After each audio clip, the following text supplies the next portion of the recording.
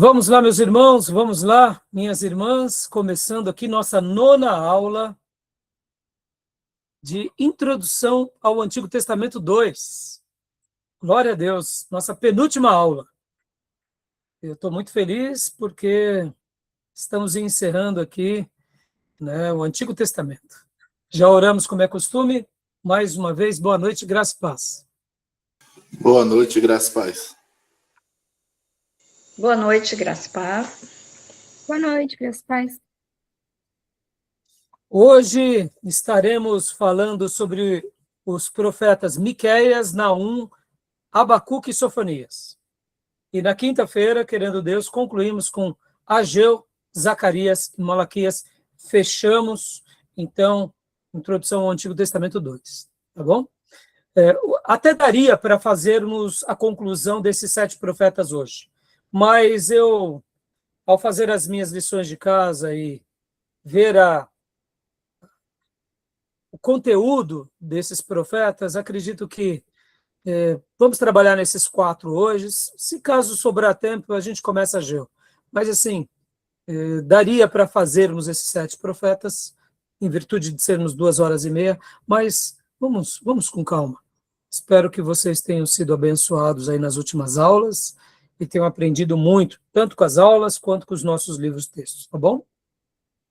Como é costume, gosto sempre de avisar, nossas aulas são gravadas para que os irmãos possam estar assistindo de novo, ruminando nesses temas, naquilo que, por acaso, passou desapercebido, que vocês possam ruminar como ovelhas, voltando, né, ao ensino sagrado, para aprender de fato, né? Não só decorar, mas aprender. Gravamos também, porque essas aulas farão parte do currículo dos irmãos que queiram fazer aulas em EAD. Sabemos que hoje, graças a Deus, temos essa porta aberta, né? Irmãos que queiram fazer o nosso curso, mas que não podem estar aqui na nossa classe em loco. Então, essas aulas farão parte do currículo, juntamente com outros materiais. E gravamos também para abençoar o maior número de irmãos, obreiros, seminaristas, pastores, onde quer que essas aulas cheguem, tá bom? Então vamos lá, meus irmãos, vamos lá, eu quero ler um texto com vocês aqui de Abacuque, capítulo 2, Abacuque, capítulo 2, versículo 4. Convido meu irmão e minha irmã a abrir a sua Bíblia em Abacuque, capítulo 2, versículo 4. Estão gostando dos assuntos? Muito, muito. Eu sou suspeito de falar, né, meus irmãos? Vocês sabem. A gente dá aula aqui para vocês, acaba sendo que nem o pai de uma criança, né? A gente acaba adoçando demais, né? Eu sou suspeito de falar. Tem hora que eu confesso, termino uma aula aqui, eu falo, que aula foi essa? Outros dias eu falo, hoje não foi tão boa, não. Não me fiz tão compreendido. Mas aí é por isso que a gente tem o livro-texto, ou os livros-textos, né? Lembrando, né? É o livro do Arca Júnior, do Rio e do Alton e do Stanley Ellis. E aí, né, aquilo que a gente não consegue passar, eles complementam, porque afinal de contas é com eles que a gente aprende, né? Então, meus irmãos, vamos lá? Por gentileza, quem quiser pode ler para nós Abacuque 2, 4.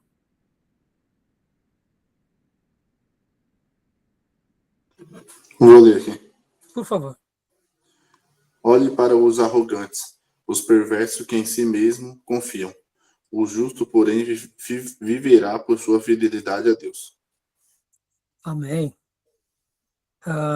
Leia para nós, Diego, também aqui nessa versão que eu compartilhei, na minha versão digital, por gentileza. Eis o soberbo, a sua alma não é reta nele, mas o justo pela sua fé viverá. Quero destacar aqui a segunda parte, né? Mas o justo, pela sua fé, viverá, ou, como nós conhecemos, o justo viverá pela fé. Amém, meus irmãos? Nós estamos aqui não porque temos uma capacidade cognitiva abençoada, mas nós estamos aqui pela fé. Fazer um seminário, como chamava meu professor Sandoval, né? Um seminário teológico é uma escola de profetas, sabia? Estamos estudando os profetas.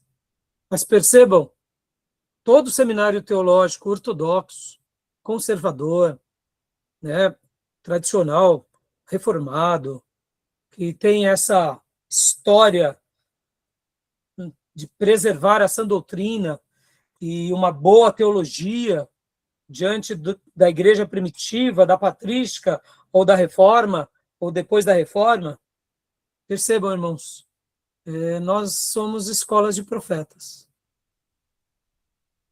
Nós estamos aprendendo o livro sagrado para passar o quê? O livro sagrado.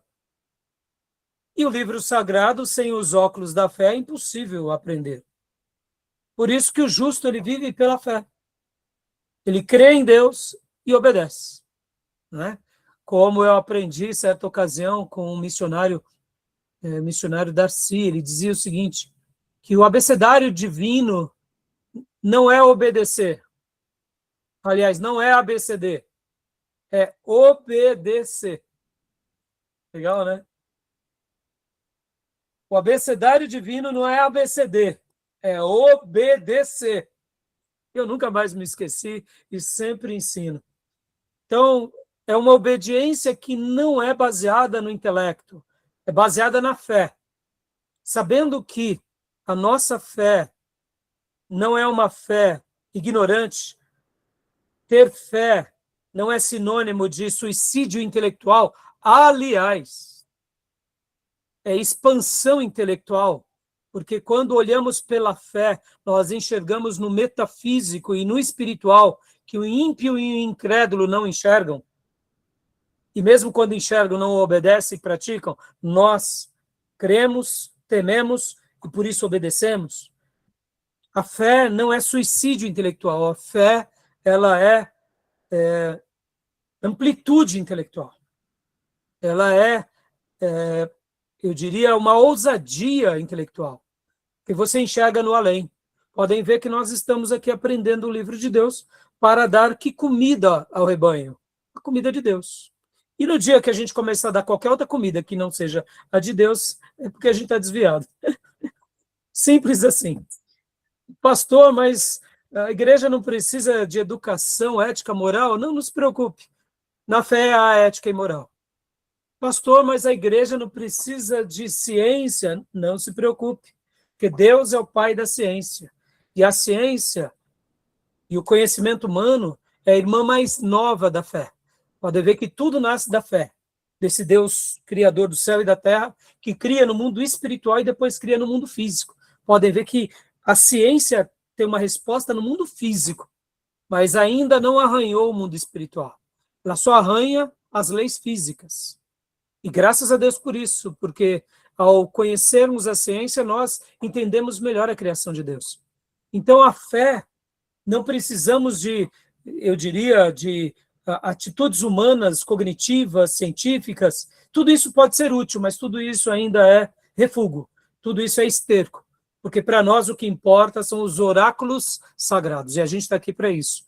Por isso que é uma escola de profetas, um seminário. E eu estou relembrando as minhas aulas de introdução ao Antigo Testamento com o professor Sandoval, porque eu jamais me esqueci. E dizia que o seminário teológico é uma escola de profetas. Louvado seja Deus por isso. Que sejamos e que continuemos sendo.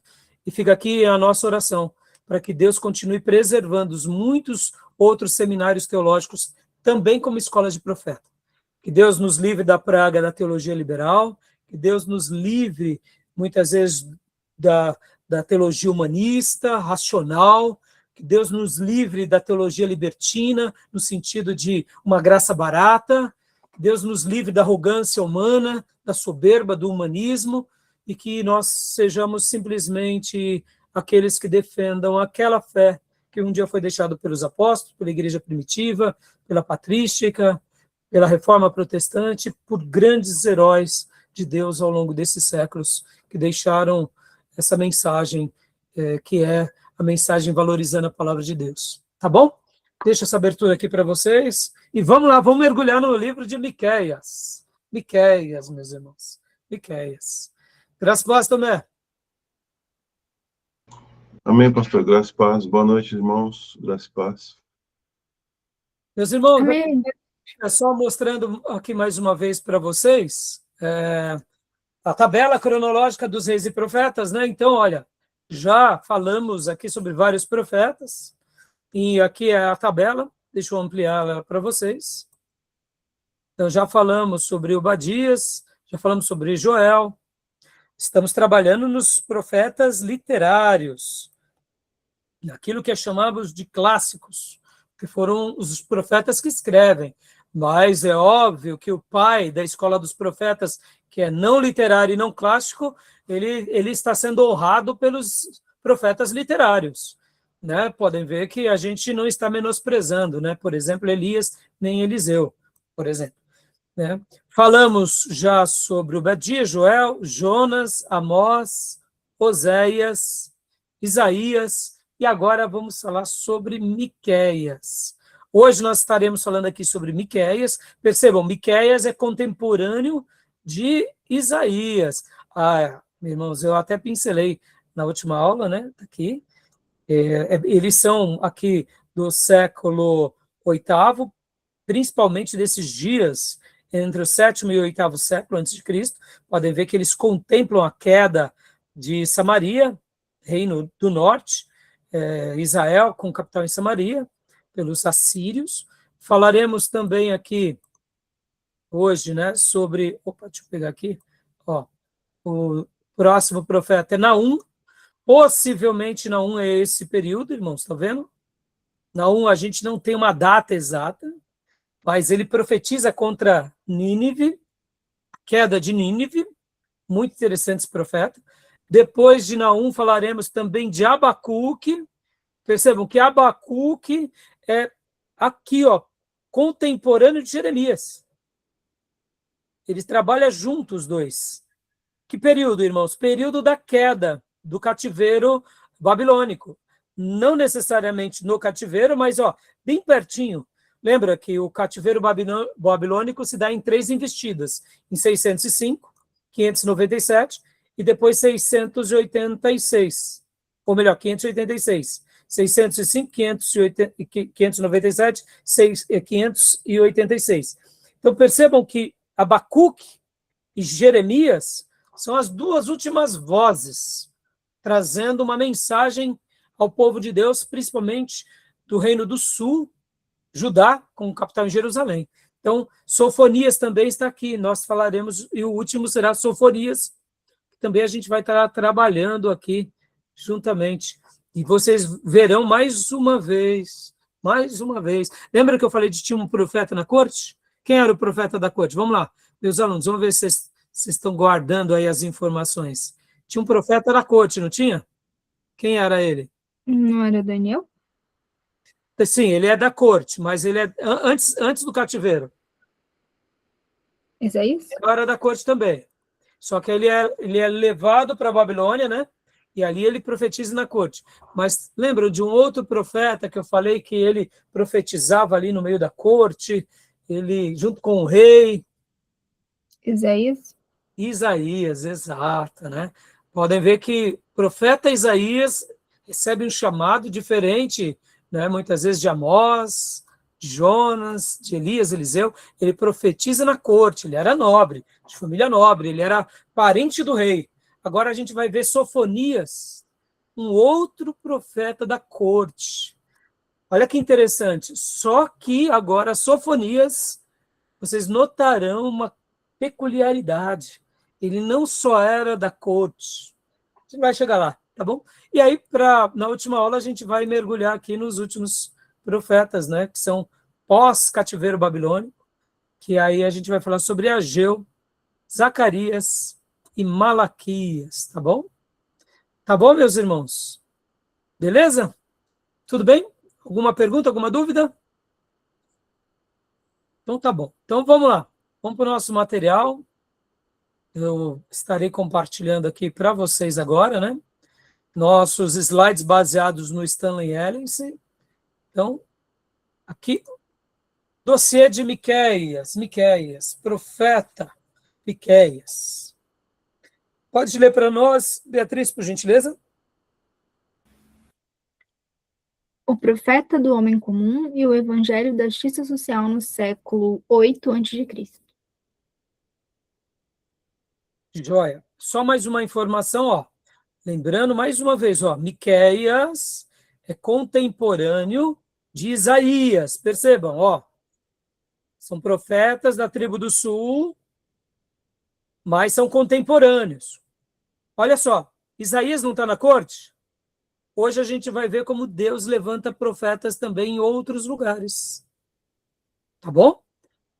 Ou seja, Deus sempre levantará alguém como uma voz profética no meio do seu povo. Ora, essa voz profética abrange a corte, os nobres e o povo, e tem vezes também que Deus levanta só um profeta entre o povo, como foi o caso, a gente já viu isso aqui, com os profetas que são Elias e Eliseu, que eram profetas do povo, mas a mensagem deles chegou na corte. Né? Podem ver que a mensagem de Elias e Eliseu chegou na corte. Não tem jeito. Mas, assim, hoje a gente vai trabalhar sobre esse outro profeta contemporâneo, Isaías. Tá? Então, continua para nós, Beatriz, por gentileza. Próximo slide. Identidade e origem do profeta. Nome Miqueias significa quem é igual a Jeová. Deixa eu só fazer um comentário aqui, meus irmãos. Olha, deixa eu voltar aqui para Abacuque, por exemplo. Olha só que característica que temos nos livros dos profetas menores. A maioria dos textos começa assim, oráculo que o profeta Abacuque viu. Ou seja, quem escreve pode ter sido um outro escriba, um outro amanuense, mas, de fato, quem é que recebe aquela mensagem? É o profeta. Então, vamos voltar um pouquinho mais aqui também, como Naum, por exemplo. Ó. Oráculo acerca de Nínive, livre da visão de Naum, o Eucosita. A mesma coisa vai acontecer com Miqueias, olha só que interessante. Nos profetas menores, a gente não tem tanta dificuldade. Ó. Palavra do Senhor que veio a Miqueias, morastita, nos dias de Jotão, Acás e Ezequias, reis de Judá, a qual ele viu sobre Samaria e Jerusalém. Interessante. Tá bom? Então, percebam, a maioria dos profetas menores, ó Jonas, ora, veio a palavra do Senhor a Jonas, filho de Amitai, dizendo. Então, não temos muitas dúvidas de quem escreve por isso. Ó Obadias, visão de Obadias, assim diz o Senhor Deus a respeito de Edom, 2 pontos. Lembra, a gente trabalhou, né? Então, Amós, a mesma coisa. Podem ver, todos os profetas menores, é muito óbvio a autoria, né? As palavras de Amós, que estava entre os pastores de Tecoa, o que ele viu a respeito de Israel nos dias de Uzias, rei de Judá, e nos dias de Jeroboão, filho de Joás, rei de Israel, 2 anos antes do terremoto. Amós é legal porque até data os 2 anos antes do terremoto. Joel, já temos aquela complexidade, né? Palavra do Senhor que foi dirigida a Joel, filho de Petuel. E aí fica um pouco difícil de saber qual Joel foi, né? Por causa da quantidade de Joels que existia. Por outro lado, nós acreditamos ser aquele pelo qual já tratamos nas aulas. A mesma coisa vai acontecer com Oséias e os outros profetas menores, tá bom? Então, só estou fazendo esse adendo aqui, né? Porque eu não dei ênfase nas demais aulas, então estou dando agora, né? Poderia ter dado no meu primeiro dia. Ó, palavra do Senhor que veio a Oséias, filho de Beeri, nos dias de Uzias, Jotão, Acás e Ezequias. Percebam, ó, Oséias, Acás, reis de Judá, e nos dias de Jeroboão, filho de Joás, rei de Israel. Percebam que aqui, olha só que interessante. Oséias está também profetizando nos dias de Uzias, Jotão, Acás e Ezequias, né? Olha só, né? Como a gente viu há pouco aqui, onde está Oséias? Onde está? Aqui, Oséias aqui. Deixa eu mostrar. Oséias, tribo do norte. Ele é da tribo do norte, mas a mensagem dele atinge todo Israel, tanto tribo do norte quanto tribo do sul. Percebam, mas Oséias também é contemporâneo a Miqueias, assim como Jonas é contemporâneo a Miqueias, Amós é contemporâneo a Miqueias. A maneira que a professora Márcia Zoner vai dando as as aulas baseado na cronologia é muito legal. Eu gosto também, porque aí ela vai trabalhando bloco a bloco. Mas nós seguimos esse roteiro principalmente por causa do livro. Então, eu só estou fazendo esse comentário aqui para fortalecer a nossa aula, tá bom? Então, tudo bem até aí, meus irmãos? Tudo bem, meus irmãos? Tranquilo? Alguma pergunta? Alguma dúvida? Não? Podem ver que, né? Então, é assim que vai seguindo cada profeta, tá? Tudo bem? Então, voltando lá para Miqueias, né? Então, aqui... Opa, desculpem, eu acabei tirando sem perceber. Vamos lá, então. Aqui. Então, continua para nós, Bia, por gentileza. O nome de Miqueias significa quem é igual a Jeová. A origem do profeta, nós estamos vendo. Classe social. Origem humilde. As evidências textuais e alusões ao campo sugerem que sua principal ocupação era de pastor de ovelhas. Dá uma pausa. Meus irmãos, aqui, tá vendo? Porque eu me empolgo, né? Eu fico empolgado nas nossas aulas. Ai, ai. Aqui, ó. Vamos lá, ó. Olha que coisa linda isso. Olha que coisa linda. Isso é lindo demais, irmãos. Isaías está falando na corte. Isaías está pregando nos dias de Ezequias, o rei. Isaías está ali profetizando, o rei Ezequias é piedoso, tem um colegiado sacerdotal piedoso, estão profetizando, estão pregando a palavra de Deus, mas ao mesmo tempo tem alguém lá no campo pregando ao povo, falando ao povo. E perceba que Isaías, ele não é neopentecostal, tá? Ele não fica falando que Miqueias é um profeta de ruína, miserável, que não crê em Deus, só porque ele está na corte, entendeu? Meus irmãos, esses adentos aqui valem ouro, né? É libertador, é ou não é? Isaías não fica falando que Miqueias não conhece o Deus de Israel porque ele é um pastorzinho, está lá perdido no meio do povo. E Miqueias também não fica falando que Isaías é um desviado porque está no palácio. Porque ambos viviam aquilo que Deus tinha sonhado para eles. E ambos eram fiéis a Deus de acordo com as suas vidas. O que era mais importante para Isaías era Deus. E o que era mais importante para Miqueias era Deus. Então, um verdadeiro servo de Deus não fica fazendo essa briga teológica e briga de Deus. Já notaram, né, essa tolice, né? Eu sou melhor porque Deus opera mais em mim, eu tenho mais um pouquinho de dinheiro na conta, a minha igreja tem, né, alguns andares a mais, alguns terrenos a mais. Tolice, meus irmãos, tolice. Aqui nós estamos no Velho Testamento, vendo dois grandes servos de Deus em contexto diferente, fazendo uma obra linda, e eles estão fazendo a obra de Deus e ambos são importantes. Assim como Elias era importante, vivendo lá nas escolas dos profetas, e Eliseu era importante. Está entendendo? Não tinha essa briguinha, né? Bairrista. Percebam que essas brigas têm nada a ver com a verdadeira palavra de Deus entre nós, né? Tá bom? Então, voltando aqui. A origem geográfica. Leia para nós, Bia, por gentileza. Morastigat, comunidade rural a 320 quilômetros a sudoeste de Jerusalém. Beatriz, por gentileza. Tá conseguindo ouvir? Oi, vocês estão ouvindo? Sim? Eu tô. Ah, tá. Sim, Bia. Estou te ouvindo, então. O pastor que não está funcionando. Tá tudo bem? Ué? O que aconteceu aqui? Vamos lá. Deixa eu só conectar aqui novamente, que eu acho que foi a minha linha que caiu. Desculpe, viu, irmãos? Perdoe. Não sei o que aconteceu.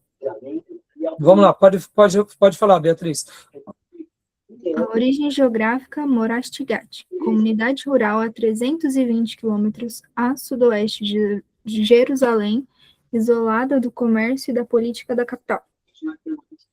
Então, percebam que é 320 quilômetros a sudoeste de Jerusalém, tá? Aqui, no caso, um pouco a norte, né? Norte, nordeste, noroeste, aliás, mas na realidade é ao contrário, tá? Jerusalém está aqui, ela está aqui a sudoeste, ó. 320 quilômetros, meu irmão. Olha, é quase como daqui em Paraty, né? Rio de Janeiro, tá bom? Então percebam que era uma cidade rural, pessoas simples, campesinas, tá? E aqui A filiação conhecida. Homens de Ezequias, um dos conselheiros e escribas, Provérbios 25:1, que ajudaram a compilar a sabedoria de Salomão. Agora, continuando aqui, nosso slide, tudo bem até aí? Próximo slide, então. A janela do julgamento, olha, que interessante aqui. Ele profetiza num período bem curioso. Olha, esses são os reis de Israel. Jotão, 740 a.C. Acaz, aqui, quando cai Samaria, né, ó, ministério central, o ministério dele está realmente aqui dentro desse período de Acaz. E aqui, em 697 a.C., é Ezequias. Ponto crítico. Leia para nós, Beatriz, por favor, aqui. Ponto crítico, 722 a.C. A queda de Samaria sob a invasão da Assíria. A ameaça não era teórica, a destruição batia a porta. O que o nosso irmão Stanley Ellison estava dizendo aqui na sua obra, juntamente com os outros autores? Que a ameaça de Jerusalém, porque, lembrando aqui, vamos lá, deixa eu voltar aqui um slide. Eles estão a 320 quilômetros a sudoeste de Jerusalém. Quando nós pegamos o mapa, eles estão bem distante de Jerusalém. Mas na tribo do norte, com capital em Samaria, tinha acabado de cair. Que o profeta Miqueias estava chamando a atenção da tribo de Judá? Olha, aqui não é uma brincadeira, nós não estamos falando uma mensagem de repreensão no vazio. Percebam? Nossos irmãos da tribo do norte caíram. Nós estamos sendo o próximo alvo. Percebam, irmãos? Nós estamos falando de um período em que, quando caía um reino, os demais reinos se amedrontavam. Natural. E nós temos que lembrar aqui que Judá eram 2 tribos. E a Israel eram 10 tribos. A quantidade de pessoas era maior, o exército era maior. Logo, o que subentende? Assim como eles caíram, quem disse que nós não podemos cair? Entenderam? Tá bom? Tudo bem? Então, é nesse contexto. Continuemos. Pode ler para nós, irmã Beatriz, por favor? O eixo profético, o campo contra a cidade. Miqueias, o profeta rural, versus Isaías, profeta urbano. Público-alvo, Miqueias, o povo comum da zona rural. Isaías, a aristocracia urbana de Jerusalém. Então, aqui, voltando só, dando uma síntese do ministério de ambos, tá? Enquanto um está no povo, o outro está na corte, na aristocracia, como já mencionei. 2, por favor. Foco geopolítico. Miqueias, injustiças sociais internas e opressão. Isaías, cenário internacional e falsas alianças. Deixa eu gastar um tempo aqui. Aqui é muito legal. Quando nós lemos os livros de Reis, de Crônicas, e principalmente o profeta Isaías, quando nós vemos que ele também se posiciona, por exemplo, contra o rei Ezequias, quando ele recebe figuras nobres da Babilônia e mostra todos os tesouros. Percebam que Isaías repreende o rei Ezequias. Percebam que a proposta de Isaías é falar para os reis e para a corte e para todos os poderosos de Jerusalém, começando pelos sacerdotes, depois pelos príncipes, pela realeza, conselheiros, os comerciantes. Vamos tomar cuidado aqui com as alianças, viu? Nós somos a tribo eleita, do rei eleito, do povo eleito. Não vamos se unir ao Egito, não vamos se unir né, a Síria, não vamos se unir à Babilônia, vamos ser fiéis a Deus. No entanto, estava tendo um caos social no meio do povo também. Porque essa aristocracia, meus irmãos, o homem é homem, tá, irmãos? Qualquer geração. Muitas vezes começa a enriquecer e esquece dos seus compatriotas. E aí vem quem? Vem esse profeta do campo, e agora é uma voz de Deus chamando os ricos à questão do desequilíbrio pelo qual eles estavam vivendo. Eram servos de Deus, ricos, mas que estavam explorando os mais pobres, como qualquer cultura. Porque muitas vezes, irmãos, o dinheiro ele cria em nós. Pode ver, irmãos, pode parecer que a gente é rico, né? Não é isso, é que eu convivi com muito rico, tá, meus irmãos? Então, a gente sabe disso porque a gente convive. Trabalhei na Bolsa, como vocês sabem, né? Trabalhei com banqueiros, grandes megas investidores, pessoas que eram outrora simples e viviam nos lugares mais pobres, se tornaram ricos, milionários, bilionários.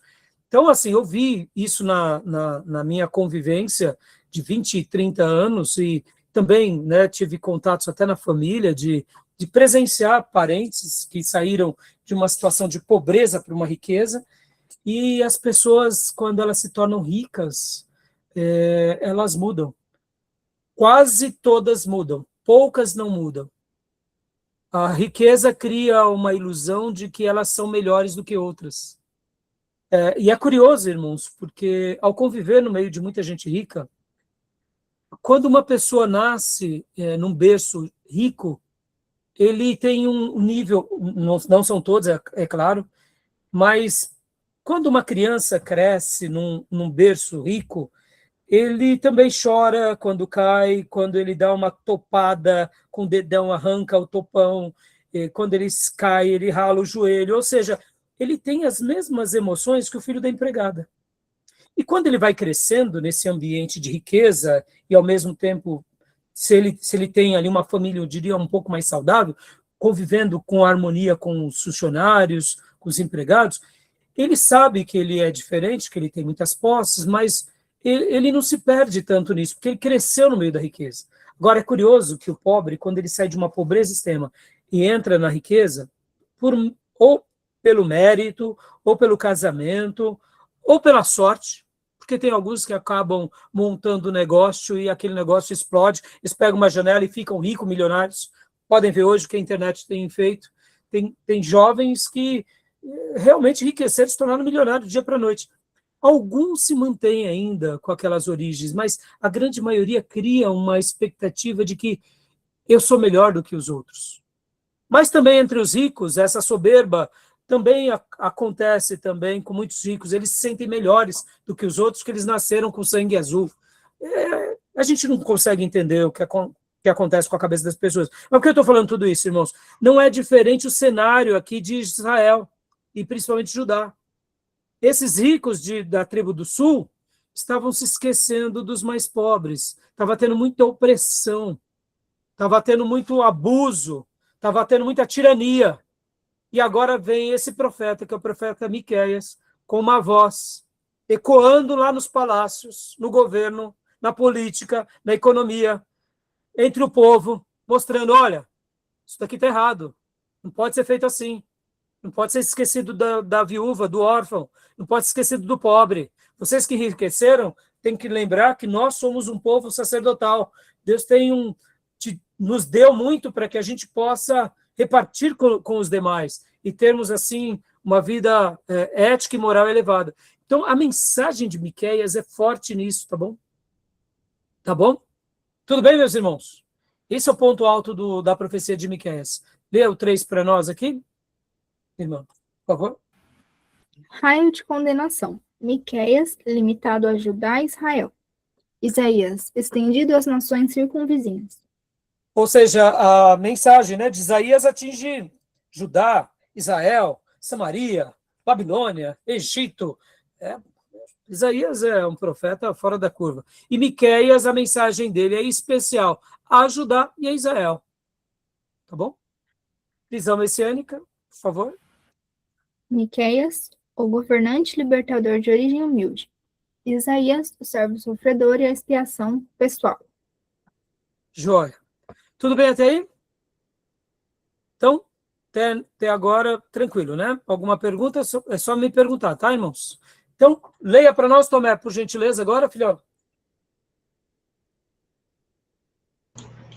A arquitetura literária do livro. Bloco 1, capítulo de 1 a 3. A vinda para o julgamento. O regente divino desce para julgar a apreensão iníqua de propriedades e a liderança corrupta de Israel. Bloco 2, capítulos 4 e 5. A vinda para o livramento. A majestade do reino do Messias, que virá como grande pastor e a verdadeira força restauradora. Bloco 3, capítulos 6 e 7. A verdadeira religião. O tribunal divino é convocado. Deus exige justiça de coração frente à depravação social, oferecendo a promessa final de perdão. Então, percebam, nós já falamos do autor, já falamos da data provável, a data que ele prega, provável, assim, que é dentro daquele reino, né? E agora estamos falando da divisão do livro. Aqui é uma breve divisão que o Ellison compartilha conosco, tudo bem? Alguma pergunta, meus irmãos? Continua, então, para nós, Tomé. A aterrorizante descida de Deus. A imagem. O Senhor sai do seu lugar e desce, fazendo os montes tremerem e a terra derreter. O motivo? O pecado social reduz a terra ao caos. Miqueias usa o terror cósmico para sublinhar a ira do Todo-Poderoso contra a violência opressora. A tese de Miqueias, tirar o proveito dos pobres, é atrair a fúria implacável do próprio Criador da terra. Irmãos, o profeta Miqueias, ele é notável nisso. Lembra, há pouco eu mencionei sobre Isaías, que Isaías deu uma mensagem mais macro para toda a nação. Agora vem Miqueias e, de fato, começa a falar sobre o tecido social. Os nossos olhos precisam estar no tecido social, porque quando poderosos exploram pobres, agricultores, e a nação, no primeiro momento, não liga nessa exploração, mais cedo ou mais tarde vai vir o juízo de Deus sobre essa liderança, sobre esse povo. E aqui, então, Miqueias começa a falar sobre essa corrupção sistêmica, que era comum entre eles. A expulsão de mulheres e crianças de suas casas, ou seja, algo muito parecido com hoje. Percebam, irmãos, como uma sociedade corrupta está trazendo o juízo de Deus sobre si, né? Ou seja, a ideia aqui, mulheres, é aquilo, como em toda a cultura. Hoje, mesmo no mundo pós-moderno, as mulheres trabalham, mas sabemos que as mulheres elas são mais frágeis, e as crianças, e as viúvas, elas precisam de um amparo, né? Isso tudo que Miqueias vai denunciar era enrustido pelo verniz religioso. Ou seja, Judá tinha um verniz religioso. Somos o povo de Deus, somos a tribo eleita. Então, o profeta Miqueias vai quebrar esse verniz. Então, o colapso ético que estava sendo imenso ali é denunciado por eles, e o desprezo divino vai ser uma sentença àquela nação. Então, o livro de Miqueias traz esse detalhe bem legal, e é importante a gente entender esse contexto. Irmãos, isso daqui vale para qualquer época. Qualquer nação, qualquer povo, qualquer empresa, qualquer igreja, qualquer organização que explora o outro, ele vai, mais cedo ou mais tarde, terá o juízo de Deus sobre ele. Aqui, Judá, por se terem ainda o templo, terem ali os sacerdotes, por terem ainda a tradição, né, por pertencerem à linhagem de Davi, acreditavam que se barganhassem com Deus, doando gados, grãos, Deus os atenderiam. Mas vem o profeta Miqueias e vai na jugular. Então, olha que texto lindo. Aqui, irmãos, poderíamos dizer que ele é um profeta da justiça social. Agora, percebam, irmãos, não era justiça social pela justiça social. É a justiça espiritual que desemboca na justiça social. Logo, quanto mais espiritual verdadeiramente somos, também teremos uma justiça social com equidade. Podem ver, se eu tenho uma vida espiritual digna, naturalmente eu terei práticas de justiça social de uma forma muito humana, tá bom? Beleza? Tudo bem até aí? Mais alguma pergunta? Alguma dúvida? Continua para a gente, Tomé, por gentileza. A anatomia da corrupção, a falsa devoção. Príncipes, sacerdotes e profetas agem por dinheiro e suborno, usando o ritual religioso apenas como fachada de legitimidade. 2. Injustiça sistêmica. Como consequência, ocorre o roubo legalizado de terras, a expulsão cruel de mulheres de seus lares e a opressão impiedosa do fraco. 3. Depravação total. A ruína atinge o tecido familiar. Ninguém é reto, e os inimigos do homem são os da sua própria casa. Percebam, meus irmãos, por isso que nós não podemos deixar de ter essa visão holística. Como eu mencionei nas aulas passadas, a favela é uma denúncia da nossa omissão na nossa sociedade. Policiais corruptos é uma evidência de que nós erramos em alguma área. Traficantes, dependentes químicos, promiscuidades normatizadas, isso prova a nossa falência, no sentido mais honesto. Ou seja, nós, como Igreja de Jesus, precisamos dar uma resposta. Por isso que a verdadeira transformação começa na nossa vida, da nossa vida atinge o nosso lar a nossa família, e assim o nosso grupo social, e naturalmente a nossa tribo, a nossa nação e o nosso povo. Eu gosto muito de contar uma história, que é a história de um pai que estava estudando, estava fazendo mestrado. Ele tinha um filhinho de 5 anos que queria brincar com ele. Ele tinha um trabalho muito importante para entregar, e o filho queria brincar com ele. E ele falou: filho, papai tem que estudar. E o filho ali naquela ansiedade: papai, brinca comigo, porque era um final de semana. Então o pai dele teve uma ideia. Chegou para o filhinho de 5 anos de idade e disse assim: tá bom, filho, ó. Aí o papai pegou um mapa mundi que ele tinha, sabe aqueles mapa mundi? Antigamente tínhamos os mapas bem grandes, aqueles tipo 2x2, sabe? E picotou, literalmente picotou. E deu para a criancinha. Falou assim: filho, monta aqui o mapa, que nem um quebra-cabeça. Quando você terminar, o papai brinca, tá? Ele pensou: eu vou estudar o dia inteiro, né? Porque, afinal de contas, é o mapa mundi. Passados 5 a 10 minutos, o filho chegou: papai, montei. Aí ele: ai, meu Deus do céu. Ô, filho, papai, eu montei. Não, filho, monta lá direitinho. Papai, eu montei. Aí quando o pai foi realmente ver, porque o filho insistiu, e não estava montado o mapa mundi perfeito. Aí o pai ficou assim, boquiaberto, né? Falou: filho, mas como você conseguiu? Ô, papai, eu montei não desse lado, do outro. Porque do outro lado tinha aquele desenho do ser humano de Michelangelo, eu não recordo agora, aquele grande cientista do passado, Michelangelo, eu não lembro bem se Michelangelo ou se outro cientista, que é um corpo de um ser humano numa roda, né? Então, de um lado era o mapa mundi, do outro era esse quadro. Então, o que aquele criança fez? Ele viu que tinha um desenho do ser humano, e ele foi montando pelo desenho do ser humano. E ali a borda, né? Mão, pé. Então, depois que ele montou, ele só virou ao contrário. E ali o papai não teve jeito, né? Teve que parar de estudar para brincar com o filhote, porque, afinal de contas, o filhão tinha montado. Lição de moral. Como que a gente resolve o mundo? Como que Deus escolheu resolver o mundo? Quando consertou o coração de um homem.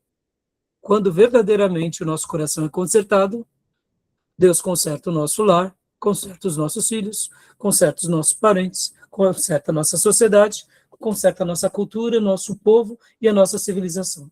Percebam que a resposta nós já temos, é Jesus e o Evangelho. Miqueias estava sendo uma voz ao lado de Isaías e dos demais profetas, dizendo: vamos olhar para isso pelo qual vocês se perderam, né? Porque era um povo que tinha muita falsa devoção, verniz religioso, muita injustiça sistêmica e a depravação normatizada, né? E apoiada muitas vezes pela corte, pelos poderosos, mas não por Deus, tá bom? Então, continuando aqui, os pilares da religião verdadeira. Leia para nós, Diego. Começa aqui para a gente, por favor. Ilusão ritualística. A ilusão ritualística. Milhares de carneiros e rios de azeite não podem subornar a Deus ou encobrir a falta de misericórdia. Miqueias 6-8. Prática a justiça, ação reta na sociedade. Amar a bondade, compaixão ativa e leal. Andar humildemente, submissão genuína a Deus. Ou seja, o que ele estava dizendo? Deus não quer sacrifícios. Bastava eles lembrar de Davi, né, meus irmãos? Um coração quebrantado e obediência ao que Deus procura. Praticar a justiça, amar a bondade e andar humildemente. Então, essas são as mensagens de Miqueias. Então, poderíamos dizer que no Velho Testamento, o Stanley Ellis, inclusive, ele vai falar que o evangelho de justiça social é pregado por Miqueias. Irmãos, guardem isso. O verdadeiro evangelho nos torna seres humanos dignos, elevados, que naturalmente seremos justos. A salvação de todos viria de Deus e viria de Belém. Percebam que ele agora, olha só que interessante, ele não é um pastor, ele não é uma pessoa simples, e agora ele vai ser aquele profeta. Vamos lembrar do texto, Miqueias 5:2, inclusive eu vou abrir aqui com vocês, porque vale a pena a gente ler esse texto, ó. Miqueias 5:2, olha só, deixa eu compartilhar aqui com vocês. Leia para nós, Diego, por gentileza, está aqui na tela. Miqueias 5:2.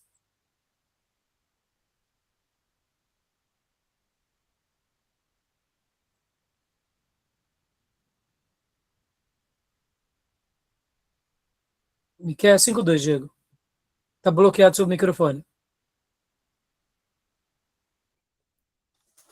Mas tu, Belém Efrata, posto que pequena para estar entre os milhares de Judá, de ti é que me sairá aquele que há de reinar em Israel, cujas saídas são desde os tempos antigos, desde os dias da eternidade. Olha só que coisa linda, de um homem do campo, simples, que busca uma mensagem de restauração no tecido social, porque os ricos e poderosos tinham feito da religião uma religião apenas, como gostamos de usar o termo, né, nominal. Agora está dizendo, olha, o rei e o salvador de todos nós virá de uma cidade que é Belém Efrata, a menorzinha de todas. É dali que vai vir o grande rei. Percebam que foi Miqueias quem profetizou isso. Percebam, Belém, o que era Belém, meus irmãos? Eram descendentes de Davi, sim, mas olha só, o Salvador, o rei, virá onde? De Belém Efrata. Uma simplicidade, mas dessa simplicidade virá o rei de todos os reis. Então, o que Miqueias estava dizendo aqui? Ó, os olhos de vocês têm que estar sendo colocados da forma correta. Não desprezem os pequenos começos, as vidas simples, como tudo Deus fez desde sempre. Ou seja, se Deus nos colocou agora num templo, num palácio, nos deu força, poder, reis, armas, exército, economia, não vamos deixar a verdadeira fé se perder entre os nossos dedos. Não sejamos filhos de Deus nominais, né? Então, olha que lindo, né? A salvação de todos viria de Belém e não dos poderosos do palácio. Deus não poderia fazer com que Jesus nascesse no palácio? Mas não foi isso. As vítimas do sistema serão os líderes que irão guiar esta nação. Lindo ou não, irmãos? Fantástico, né? Deus seja louvado por esses profetas. Tá bom? E aqui o paradoxo de Belém. Por favor, Diego. Jerusalém, Belém Efrata, a expectativa. A opulenta e poderosa Jerusalém, o centro aristocrático, de onde a lógica dita que reis devem nascer. A escolha divina. Belém e Efrata, uma vila de pastores, pequena e insignificante demais para figurar entre os clãs de Judá. A profecia messiânica. Dessa extrema humildade rural nascerá o governador, cuja grandeza se estenderá até os confins da terra. Glória a Deus, meus irmãos. Deus quebra as nossas expectativas. Eu me lembro, irmãos, que durante muito tempo no seminário, muitos dos meus professores falavam assim: não, nós precisamos escolher o lugar central da cidade para montar as nossas igrejas. E eu sempre ficava assim: não, eu acho que isso é muito bom. Se a gente puder ter o melhor prédio, o melhor, né, com a garagem, próximo a um trem, metrô, rodoviária, é ótimo. Mas quando a gente começa a olhar para a Bíblia, meus irmãos, Deus escolhe uma cidade como sua, como é o caso de Jerusalém, uma cidade aristocrata, poderosa. Mas percebam, irmãos, o quartel-general de Jesus não foi nem em Belém, perto de Judá, foi em Nazaré, foi ali na Galileia. O quartel-general foi na Galileia. E o que era a Galileia nos dias bíblicos, meus irmãos? Era um dia esquecidíssimo. Aliás, eram cidades esquecidas, desprezadas. Ninguém queria. O quartel-general de Jesus foi ali. Não foi na corte dos estudiosos, das escolas, do rabinato. Foi aonde? Foi ali no meio do povo, dos revolucionários. Então, percebam, é interessante quando Deus levanta assim os seus Isaías no palácio. É lindo. A gente vai aprender hoje com Sofonias, mas não desprezem os pequenos começos, aquilo que acontece nas favelas, nos mocós, nos lugares mais afastados, sabe, nos bairros mais distantes. Porque, irmãos, a gente, quando lê as Escrituras, dando a vazão correta, a escola dos profetas nasce de Elias e Eliseu, aonde... Quem era Elias, meus irmãos? A gente não sabe de nada. Um pouquinho sabemos de Eliseu. Ou seja, percebam, aquilo que nós conhecemos, né, como período da lei, ou dispensação da lei, ou aliança da lei com Moisés, Deus não separa Moisés no Egito. Deus separa Moisés quando ele está lá em Midian. Ou seja, percebam, Deus faz o oposto, não é? Então, assim, é bom, deixa eu dar um equilíbrio aqui. Eu desejo que vocês um dia pastoreiem, liderem e tenham as igrejas mais lindas, mas não desprezem as pequenas, as humildes, aquelas que não têm, muitas vezes, visibilidade, não têm aquela notoriedade. Porque Deus pode estar fazendo coisas maravilhosas nesses lugares mais inusitados, tá bom? Como foi agora, como eu disse, né? Porque logo depois da aliança da lei, né, nós temos depois a aliança dos profetas, e a escola dos profetas que atinge a tribo do norte. O que era a tribo do norte? Um bando desviado. Mas é por causa da tribo do norte, e, no caso a escola dos profetas, que agora essa escola de profetas chamado clássicos e literários foram resgatados, né? E aqui a gente está estudando Miqueias, tá bom? Podem ver que a escolha divina é uma Belém Efrata. E olha os pais de Jesus, né? Não eram poderosos e ricos, eram simples e pobres. Deus seja louvado, né, meus irmãos? Deus pode escolher os apóstolos Paulos, mas nós vemos que Paulo é uma exceção de Deus na história, um Moisés é uma exceção de Deus na história. Geralmente, o que não é exceção é um Pedro, é um João, é um Tiago, é um Judas, é um Tadeu, e aí vai, né? Tá bom? Então, esse livro nos ensina muito, né? Continua, Diego, para a gente terminar aqui, por favor. O grande pastor de Israel. Postura real.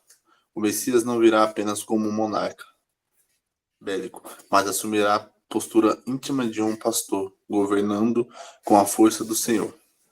Deixa eu fazer um comentário aqui, meus irmãos.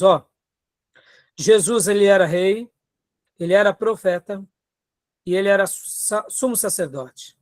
Mas nenhum desses títulos ele se vangloriava e defendia e se autoafirmava. Ele amava ser lembrado e ser considerado como pastor, ou como bom pastor que dá a vida pelas ovelhas. Interessante, não? Tá bom? Então, continua, Diego. Núcleo do reino. Seu foco magnético será reunir os coxos, os expulsos e os aflitos para formar um núcleo vivo de uma nova nação. Significado do nome. Miqueias conclui espelhando seu próprio nome. Quem, ó Deus, é semelhante a ti, que perdoas a iniquidade. Joia. E aqui, a síntese de Miqueias. O julgamento. Enfatizar o peso implacável da ira divina sobre uma nação que disfarça a brutalidade e a injustiça social sob o manto de rituais religiosos vazios. A graça. Lembrai que a restauração não virá por mérito moral, mas pela graça do perdão divino e pela chegada iminente de um Messias de origens humildes. Glória a Deus. Que lindo é essa síntese, não? Tá bom, meus irmãos? Alguma pergunta, alguma dúvida? Pastor, só falar aqui que estudando assim a questão da introdução ao Antigo Testamento, agora agora alguns versículos faz noção, que nesse versículo que a gente leu mesmo aqui, na NVT fala, mas você, ó Belém de Efrata, é apenas uma pequena vila entre todo o povo de Judá. E, no entanto, o governante de Israel, cujas origens são do passado distante, sairá de você em meu favor. Às vezes a gente pega só esse versículo isolado e a gente, se apega, mas se a gente for ler todo o contexto, tudo faz sentido e, dá uma luz muito maior para a gente. Sim, exatamente, Diego, exatamente. Por isso que é maravilhoso, Diego, perceba, um seminário teológico, ele dá esse brilho para nós. Entenda, irmãos, nós não somos melhores do que ninguém. Um irmão pode aprender tudo isso sozinho, lendo a Bíblia, estudando, mas percebam que tudo isso que estamos passando, a pessoa poderia aprender sozinho, demoraria alguns meses. E com a ajuda de livros, de clássicos, a gente antecipa esse conhecimento, a gente potencializa, e isso tudo, né, como alguém já disse, aprender com a própria experiência é sábio, mas aprender com a experiência do outro é mais sábio ainda. Podem ver que é em cima disso que a gente procura dar uma boa teologia para vocês, né, Diego? Então é fantástico, né? Fantástico. Olha, irmãos, eu mandei para vocês também esse material aqui, tá? Olha só. E aqui dá uma ideia melhor do que eu tinha mencionado há pouco, tá bom? Jerusalém, né? E aqui Morastigate, tá bom? Próximo à fronteira da Filistia. Os filisteus, né? Tá bom? Então, já mandei esse material para vocês. Aqui é um outro slide que fala as mesmas coisas, né? A mesma coisa, tá joia? Só que assim, abordando um pouquinho, um detalhe ou outro diferente, né? Tá? Beleza, meus irmãos? Tudo bem até aí? Vamos para o próximo profeta? Vamos para Naum. Quem já leu Naum? Hã? Pode dar um comentário? Não, pode, claro, filha. Completando, né, o que o Diego estava falando, né, dos versículos. A gente já passou por uma situação parecida aqui em casa, né? Então, a pessoa pegar esse versículo eu não quero sacrifício, quero obediência, e aplicar para uma coisa que não tinha nada a ver. Foi bem quando minha mãe estava começando, né, a vida, né, de conversão e tal, a gente foi jejuar. Aí a minha irmã mais experiente falou para ela, não pode jejuar, porque Deus quer obediência e não sacrifício. Aí depois a gente ficou pensando, mas se o Senhor Jesus jejuou, como é que a gente não pode jejuar? Ficou meio estranho. Mas você vê, ó, legal, essa experiência de piedade, né, Bia? Percebam que vocês mataram a charada entre vocês, né? Pô, mas peraí, Jesus jejuou. Mas você sabe que a teologia liberal vai falar o seguinte, olha só que interessante. Graças a Deus, vocês não tiveram um liberal ensinando vocês. Que o liberal ia dizer assim, não, mas Jesus, ele precisava para nos redimir. Mas nós não precisamos mais, porque já estamos na graça. Aí eu pergunto, e os apóstolos? Jejuavam ou não? Claro. Então, o jejum, você percebe que, claro, Jesus jejuou com os propósitos que Deus tinha dado a ele. Mas e a igreja primitiva? Podem ver que a igreja primitiva se reunia em orações e jejuns. Por quê? Porque era um jejum autorredentivo? Não, porque o jejum nada mais é do que a mortificação da carne, um período de consagração, um período literalmente, de batalha espiritual. Né? Então, assim, é legal, né, Pia? Isso aí, parabéns. Por isso que é importante, irmãos, a gente ser sempre ministrado com alguém, né? Ter pessoas maduras que nos ajudem, tá bom? Vamos lá para Naum, meus irmãos. Naum, profeta Naum. Irmã, mais alguma pergunta do profeta Miqueias? Interessante, né?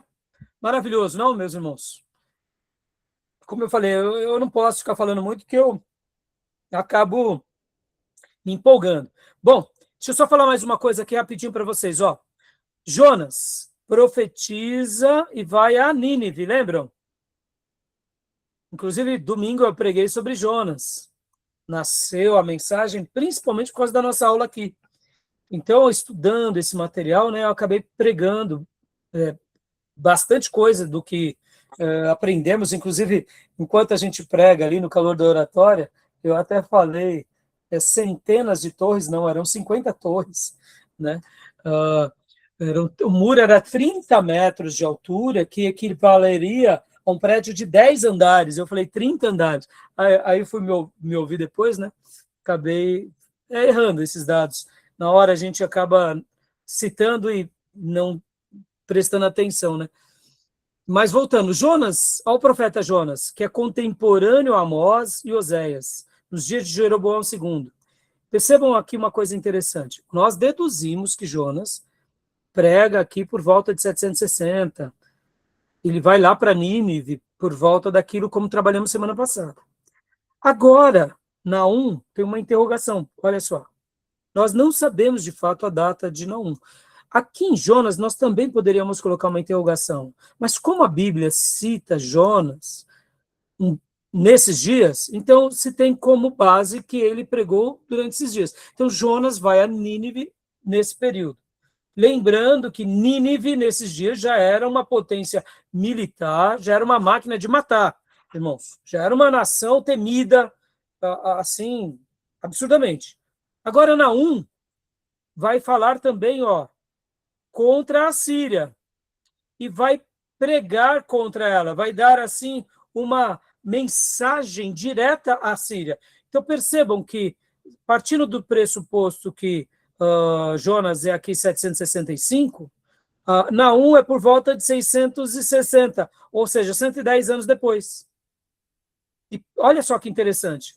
Se realmente essas datas estiverem corretas, ele é por volta disso, a própria Assíria, ela vai ser destruída pela Babilônia aqui, meus irmãos, um pouquinho antes do cativeiro da primeira investida contra Israel.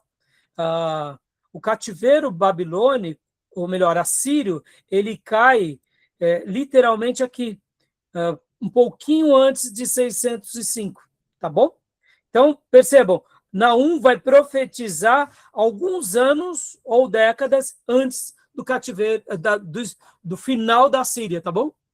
Então, vamos lá para Naum. Tudo bem até aí? Alguma pergunta, alguma dúvida? Não? Então, irmã Sônia, leia para nós, por gentileza, por favor. A rainha violenta e o Deus de consolação. Um dossiê arqueológico e teológico sobre o livro de Naum, destilando a queda do Império Assírio, a ruína de Nínive e a soberania do julgamento divino. Só recapitulando uma informação, meus irmãos, na história da humanidade, esse foi um império, um dos mais cruéis que já existiu. Hoje, quando pensamos sobre os terroristas muçulmanos, tal, nós sabemos que é um grupo. Nem todos os muçulmanos são assim. Muitos muçulmanos, aliás, a grande maioria é pacifista. Não são defensores, inclusive, vocês sabem que o mundo muçulmano ele é dividido pelo menos em duas grandes bases, né? Aqueles que são os sunitas e os xiitas. Esses grupos terroristas é uma minoria que luta, inclusive, contra eles, tá? Só para vocês terem uma ideia, a própria Arábia Saudita sofre por causa desses grupos terroristas. Então, percebam, quando a gente pensa sobre os assírios e a sua capital Nínive, nós estamos falando ali de uma megalópole, como aprendemos na aula de Jonas, por volta de 600 mil habitantes, 96 quilômetros de muralhas, contendo 30 metros de altura essas muralhas, sendo por volta hoje o equivalente a 10, um prédio de 10 apartamentos, é um prédio de 10 andares, né? Não 10 apartamentos, 10 andares. Em cima dessas muralhas tinham ali espaço para correrem 3 carroças simultaneamente, tinham por volta de 50 torres espalhadas nesses 96 quilômetros, ou seja, era um lugar assim assustador, poderoso, rico, mas ao mesmo tempo, onde eles conquistavam, eles acabavam com o povo conquistado. Eles esquartejavam, decepavam e empilhavam as cabeças dos conquistados, dos soldados, na porta daquela cidade. Ou seja, era um povo muito temido. Mas Deus também um dia quis salvá-los e enviou Jonas, e houve ali um avivamento, houve pessoas que se converteram e foram salvas, e nós entendemos que pelo menos 120 mil pessoas foram salvas. Agora vem Naum, algumas décadas depois, algumas gerações depois, e lança uma profecia sentenciando. Por quê? Entendemos que aquele povo que tinha se convertido, de fato, não se converteu de todo o coração, ou pelo menos as próximas gerações não quiseram saber daquela conversão e nem do Deus que os perdoou. Voltaram às velhas práticas, e ali Deus, então, usa agora Naum para julgar esse povo, tá bom? Então, vamos continuar a leitura aqui. Leia para nós, irmão, por gentileza. O paradoxo profético de Naum. A regra dos profetas. A vasta maioria dos profetas bíblicos traz pesadas mensagens de julgamento contra Israel ou Judá devido aos seus próprios pecados. A exceção... Ou seja, só um minutinho, irmão, por gentileza. Então, a regra, quase todos os profetas, tribo do norte, tribo do sul, profetas maiores, menores, vão falar contra quem? Israel e Judá, que é o povo de Deus. Um ou outro vai profetizar contra as outras nações, mas não é muito comum. Agora, Naum é uma exceção à regra. Olha que interessante. A mensagem dele, leia agora para nós, irmã, a exceção de Naum, por gentileza. O único entre os profetas que não profere nenhum julgamento contra o povo de Deus. Seu foco é 100% externo. O significado. Naum traduz-se literalmente como consolação. A mensagem. A consolação de Judá varia através do julgamento inexorável de seu maior algoz, o Império Assírio. Ou seja, aqui nós estamos falando do autor, que é o próprio Naum, seu significado no nome, e a mensagem dele, né? A consolação de Judá virá através do julgamento inexorável de seu maior algoz. Ou seja, a tribo do norte caiu, mas a tribo do sul sofreu demais por causa da Síria. Então Deus iria punir agora esse algoz, que era os assírios, tá bom? Deixa eu compartilhar aqui com vocês rapidamente, olha só. O profeta Naum, capítulo 1, versículo 1. Oráculo acerca de Nínive, livro da visão de Naum, o Eucocita. Percebam que a mensagem dele é específica para Nínive. Ou seja, não tem nada para ajudar Jerusalém, a não ser um consolo, mas a mensagem, a exortação é para Nínive, a capital daqueles que um dia o perseguiram. Tá bom? Então, continuando aqui para nós, tudo bem até aí? Meus irmãos, alguma pergunta? Alguma dúvida? Então, continua para nós, irmã Sônia, por gentileza. O perfil do profeta em busca de Elcos. El-Cauze, pequena aldeia no norte da Galileia, identificada por Jerônimo. Aliás, pulei a 1, né? A 1. Isso, não tem problema. Pode ler agora o 1. O que a irmã leu foi o 2, né? Não tem problema. Isso. Alcus, norte de Mossul e Nínive, a leste do rio Tigre. Deixa eu só dar uma explicaçãozinha, né? O que seria esse Elcos, né? Percebam que a gente acabou de ver aqui, meus irmãos, no próprio texto bíblico, ó, ele era um eucocita, ou seja, um habitante dessa cidade. Então, por isso que agora a gente está tentando descobrir onde é Elcos, essa cidade. Seria aqui, no norte de Mossul, perto do rio Tigre? Seria aqui em El Cauzer, aqui perto da Galileia, norte da Galileia? Seria aqui 3, leia para nós o 3, irmão, por gentileza.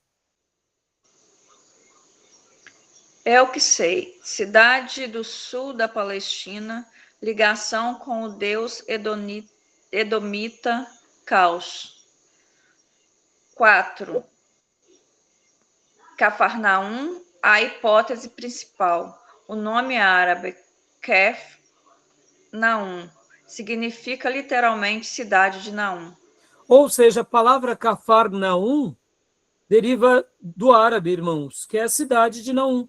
Ou seja, possivelmente a cidade de Naum, né, até que ele era dessa cidade, tá bom? Então, assim, só para explicar de onde ele era, a data do livro a gente já viu ali por volta, né, de quando ele era, aqui quem ele era e a cidade pelo qual ele pertencia, tá bom? Pode ler para nós, irmã Sônia, por gentileza? O alvo do julgamento, Nínive, a cidade rainha. Fundação, Gênesis 10, 11. Acredita a fundação a Nimrod, né, o construtor de impérios. Dá uma pausa aqui, por gentileza, irmã. Nimrod, lá em Gênesis 10, 11, vai mostrar, irmãos, que ele é aquele que cria a primeira cidade. Percebam, Deus cria um jardim. Logo depois que Caim mata Abel, os descendentes de Caim criam, inclusive, cidades. A cidade é uma criação humana, não divina. Deus sonhou com jardins. Nós construímos cidades. É mais ou menos como uma demonstração da nossa capacidade. Percebam, nós criamos cidades que muitas vezes também nos prejudicam. E a gente só começa a viver uma vida mais saudável quando a gente faz da nossa cidade uma cidade que lembre um jardim. Percebam, irmãos, sem árvores, sem plantas, a gente adoece. Então, percebam como nós, seres humanos, vivemos nessa tensão entre a cidade e o jardim, né? Por isso que hoje, né, até nesse momento de eco e tantos retornos, né, uma vida mais saudável, percebam que a gente está tentando trabalhar em harmonia essas duas frentes, né? Porque, de fato, nós viemos de um jardim. E a eternidade será num grande jardim, né? Jardim é criação de Deus, cidade é criação dos homens. Deus permite-nos criar cidades, mas a cidade acaba sendo as áreas de atuação humana, e o jardim é uma criação divina, tá bom? Então, aqui Nimrod, que cria, de fato, a primeira cidade, e ele é ali o pai de Nínive, né? A divindade padroeira, por favor, irmã.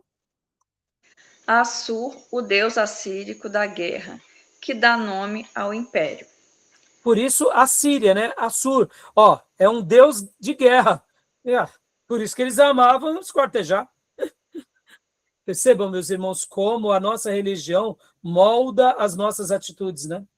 Percebam aqui, deixa eu fazer uma crítica. Se a nossa teologia ela é visando só o próprio umbigo, a gente só vai querer um Deus que satisfaça o quê? O nosso umbigo.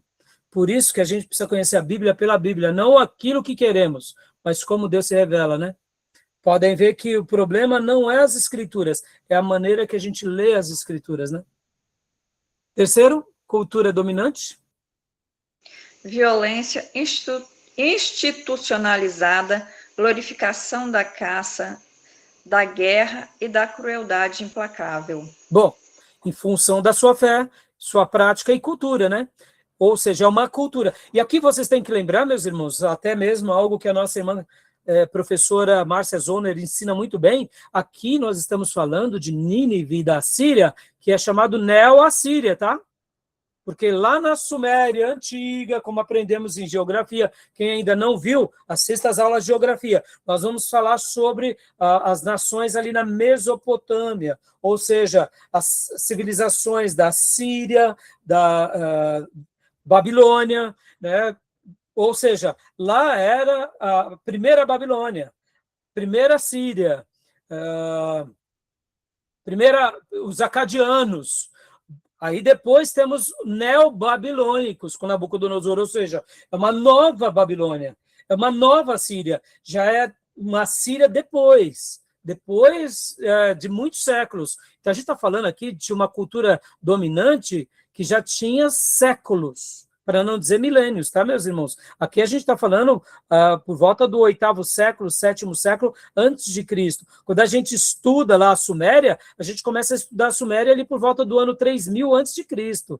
Os acadianos, né? Os babilônicos. Percebam, a gente está falando de 3.500 anos de história. Então, essa civilização tinha uma origem de 3.500 anos de história. Meus irmãos, olha só como é interessante, né?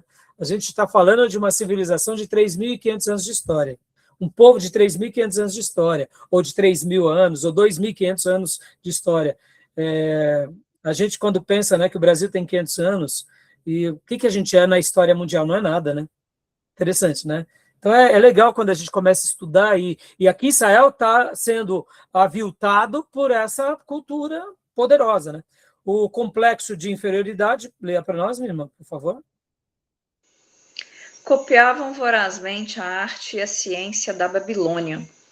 Porque os babilônios também, assim como os sumérios, também eram outras civilizações brilhantes. Aqui também era Neobabilônia, né? Então guardem essas informações. Por isso que eu gosto muito das aulas da professora Márcia Zollner. Ela vai falar isso. Babilônia ou Neobabilônia? Assíria ou Neoassíria? Para identificar. O seminarista tem que saber desses termos, tá, irmãos? É claro que ali, no calor da oratória, da mensagem, do estudo, muitas vezes a gente acaba falando, né? Ur dos caldeus, por exemplo, irmãos. Ur dos caldeus, a Caldeia é neobabilônica, tá bom? É interessante, né? Lê aqui para nós, irmã, por gentileza. Ápice intelectual. Sob Assurbanipal, construíram a maior biblioteca da antiguidade, com mais de 20.000 volumes. Meus irmãos, aqui é muito legal, porque nas aulas de arqueologia a gente até trabalha sobre isso. No século XIX apenas, percebam, no século XIX apenas, descobriram os achados arqueológicos da Assíria antiga, dos Sumérios, e da Neo-Assíria, inclusive essa biblioteca. Então, tudo que nós temos de informação, irmãos, tem 150 anos. Olha que coisa linda, meus irmãos. Ou seja, os nossos irmãos do passado, quando falávamos sobre a Síria, Babilônia Antiga e Babilônia Nova, eram informações por livros. Dizem que existiu uma tal de Babilônia, dizem que existiu uma tal de Assíria, e eles eram cruéis, mas nós não tínhamos informações. Agora, por causa de Assurbanipal, foi achada essa biblioteca. Esse Assurbanipal foi um grande líder da Síria, que, vamos dizer assim, foi um dos últimos grandes reis antes da queda da Síria. Mas essa biblioteca foi achada com esses 20.000 volumes. E nisso tudo, nessa descoberta do século XIX, só validou o que as Bíblias já pregavam. As histórias bíblicas que falavam de Isaías, de Ezequias, agora de Naum, tudo caiu como uma luva, mostrando, de fato, a veracidade das Escrituras. Coisa linda, não? E o último slide aqui para a gente ir para o nosso intervalo, minha irmã. O uso divino, o instrumento temporário de Deus para julgar e exilar o reino do norte, Israel. Percebam que Deus usou esse povo para julgar o seu povo. Mas também Deus julgou esse povo. Por quê? Porque era um instrumento temporário de Deus. Ou seja, Deus usa quem Ele quer, como Ele quer. Como eu preguei domingo, né, até mesmo usando o próprio material do Stanley Ellison, Deus ele governa sobre tudo na vida de Jonas. Ele manda uma tempestade, fala com o profeta, ele desobedece. Deus envia um peixe, para engolir esse profeta, depois esse profeta caminha até Nínive, prega em Nínive, e depois esse profeta espera o julgamento de Deus, que não acontece. Deus faz crescer uma planta e depois Deus envia uma larva para comer a planta. Ou seja, Deus, o nosso Deus tem controle do macro e do micro, mas ele deixou com que o nosso coração fosse cuidado por nós mesmos. Deus usou também essa nação ímpia, essa civilização, para poder julgar o seu povo, porque o seu povo tinha perdido o temor. Mas também Deus, como ele é justo, ele também pune essa nação. Mas antes de puni-la cabalmente, Deus tinha enviado o seu profeta para que a mensagem de salvação estivesse sobre eles. Infelizmente, eles não deram ouvidos. Eles aceitaram, mas as próximas gerações não preservaram aquela mensagem de salvação. E aí, por isso veio o julgamento. Tá bom, meus irmãos? Meus irmãos, para não ficar uma aula muito longa, vamos parar aqui? A gente volta, né, porque quero ainda concluir, né, aqui na 1, e ainda temos Abacuque e Sofonias para hoje. Tá bom? Alguma pergunta até aqui? Alguma dúvida? Podemos dar uma pausa? Então, joia. Vou dar uma pausa, a gente volta já já, tá bom?